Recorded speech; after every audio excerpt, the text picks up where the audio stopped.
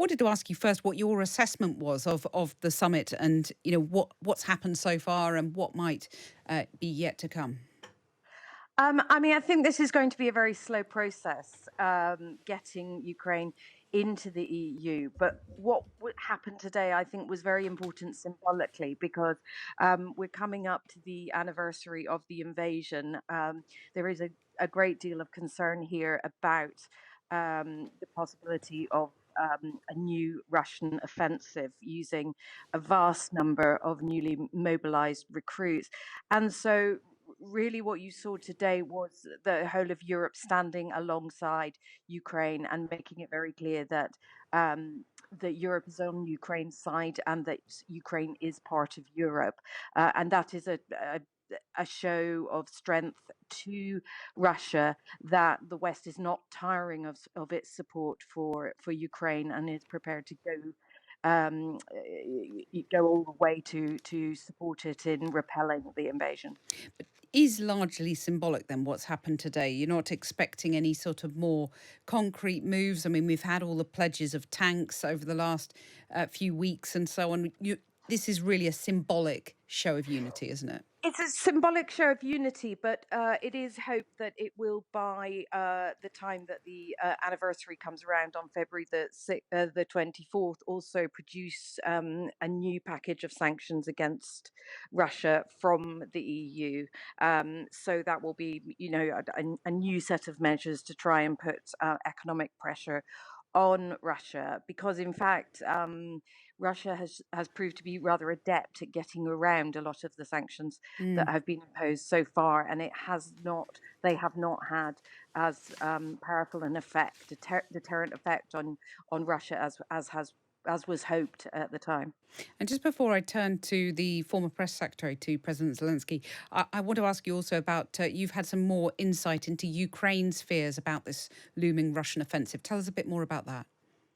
That's right. I met the head of the National Security Council yesterday, Alexei Danilov, and their concern is that Russia will try to exploit the anniversary itself to launch a new offensive. And I mean, he described it as a maximum escalation. So they are expecting Russia to a very strong response from Russia to mark the date.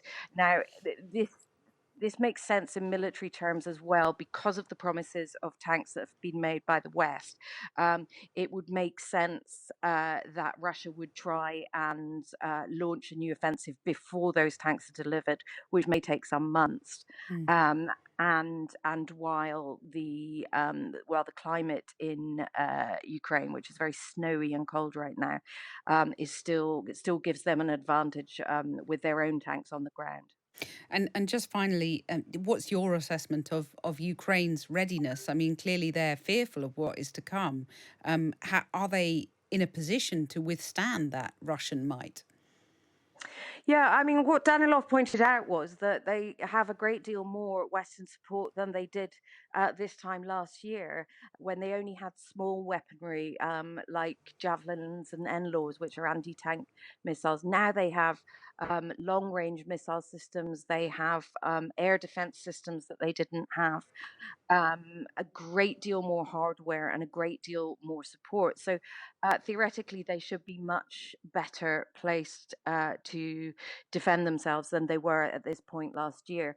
The main concern, I think, is simply the sheer number of Russian recruits, which is estimated to be between 300 and 500,000 Mm. that Russia has to throw at this fight. And the fact that what we're seeing right now in the east of the country, in the fight around Bakhmut, is really Russia's disregard for the lives of its own soldiers, that it is prepared to simply send them in human waves towards the Ukrainian front lines. Right. Catherine Philp, thanks very much for joining us. Just a little bit of breaking news on that Chinese balloon that we were talking about. The Pentagon has just now said that the balloon is moving eastward, but it is not seen as a threat. So that is a development on that story we covered earlier on in the programme, which appeared to have sparked something of a diplomatic incident, but the Pentagon now saying they're not seeing that as a threat. Let's turn now to Iuliia Mendel, a journalist and former press secretary to President Zelensky, who's based in Kyiv. Good afternoon to you, Iuliia. Good afternoon. Thank you for having me. Thank you for coming on the programme. We were hearing there from Catherine Philp, the Times' diplomatic correspondent, about this summit. The fact that it's freighted with symbolism, but there are practical measures to come out of it too. What do you hope will emerge from the summit? Well, let me first say that this is for the first time when the leaders of the European Union come to Kyiv, when Ukraine actually has become the candidate country to the EU. And talking about symbolism, there was diplomacy with the war, because when the summit was ongoing, there were at least 2 sirens in Kyiv. And so there was this threat that Russia can shell missiles. Yes, definitely, there are very important steps that were negotiated today, and one of them was mentioned that there is the 10th package of sanctions that is prepared against Russia for the first year anniversary, let's say so, of a war, and this means that they will freeze around 10 billion of euros. But also Ursula von der Leyen, the president of Euro Commission, announced that the European Union will provide the first billion euros for reconstruction of post-war Ukraine. The most important things were the discussions of 7 steps, which were like homework for Ukraine, and Ukraine is 72% done on the road towards to beginning of the negotiations to enter the European Union.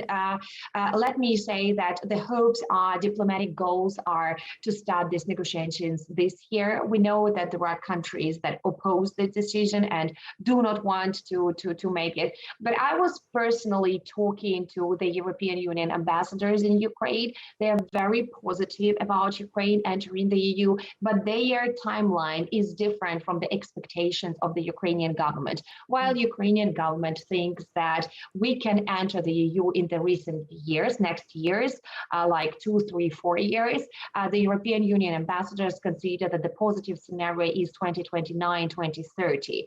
So let us say that entering the European Union for Ukraine is vitally important for the reason that this is the union that can help us actually to become stronger, right, and to become defend against Russian aggression.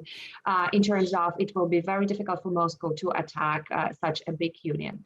Iuliia, leaving aside Ukraine's membership of the EU for a moment, because a lot of people think it will take many, many years for that to actually come to effect. Just looking at the here and now of sanctions that you alluded briefly to, what would you like the EU to do to make those sanctions more onerous on Russia, to have more of a bite on Russia? Well, let me say that there are still a lot of businesses that try to collaborate with Russia and earn on a Russian market. And this means that they pay taxes, and these taxes go to pay for the Russian army and Russian missiles that kill Ukrainians here. The second thing is, of course, about the energy market restrictions. And we know that European Union has already done big steps to become independent. And many European countries, they want to be independent from Russia. Still, Russia manages to sell a lot of resources around the world. And this is very important to restrict them, not only in the direct sell, but also to avoid this, let's say, not direct sell through other countries and, through the ships with other, in collaboration with other countries. So these are very important steps, to make these economic restrictions. And of course, we're talking about oligarchs that were building monopolies and, having a lot of money that they preserve in the civilized world and buying yachts and luxury things and multiple luxury enormous assets.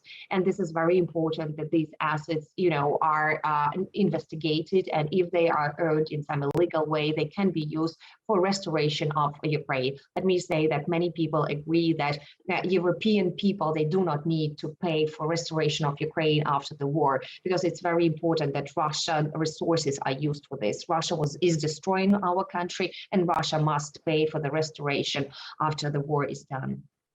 And I wonder how you view this this threat really of a major offensive from Russia on perhaps to coincide with the first year anniversary of the invasion on the 24th of February. Ukraine's defense minister says that is what they're braced for. How do you feel? You're there in Kyiv. How are you viewing the approach of that offensive?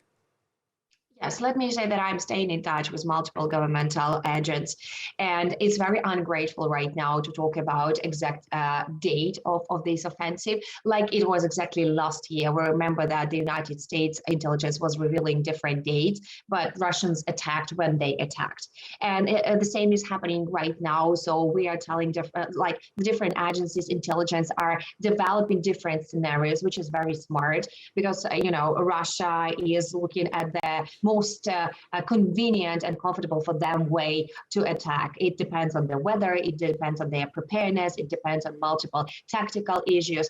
But we definitely see that they really accelerated the plan of the attack that when the tanks were promised to be given to Ukraine, because they understand when the tanks are there for them, it will be very difficult to move forward. So they are trying to do this earlier than the tanks arrive to Ukraine. And the earliest tanks will arrive at the end of March. So we expect that they can try their offensive in the east and south, and maybe with some actions from Belarus at the end of February, or maybe even mid-February if they are prepared and if all the conditions are convenient for this war. And we are very afraid of it because we are afraid how many people will be lost and how many blood will be lost there. But we need to be as prepared as possible not to give up, because this can be actually the last biggest Russian offensive on Ukraine before we move towards peace.